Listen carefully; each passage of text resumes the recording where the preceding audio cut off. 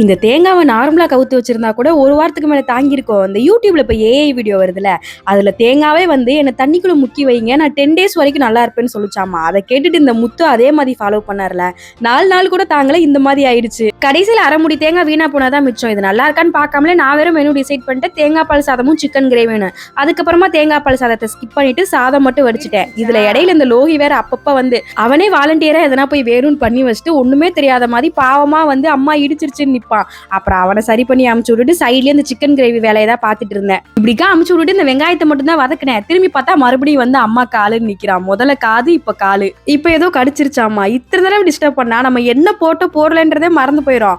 அப்புறம் நல்லா வரலன்னா நம்மளதான் ஒரு குறை சொல்லுவாங்க. அப்படி இப்படின்னு மேனேஜ் பண்ணி இந்த சிக்கன் கிரேவி எப்படியோ பண்ணிட்டேன். இந்த மாதிரி டிஸ்டர்பன்ஸ் யார் வீட்டுல நடக்குதுன்னு மறக்காம கமெண்ட்ல ஷேர் பண்ணிட்டு போங்க. நான் நினைச்ச மாதிரியே ஏதோ ஒன்று மிஸ் பண்ணிட்டேனா இல்ல அதிகமா போட்டேனான்னு தெரியல. சிக்கன் கிரேவி வழக்கத்தை விட கொஞ்சம் டேஸ்ட் கம்மியா தான் வந்திருந்தது. அவ்வளவுதான். நாளைக்கு பார்க்கலாம். பாய்.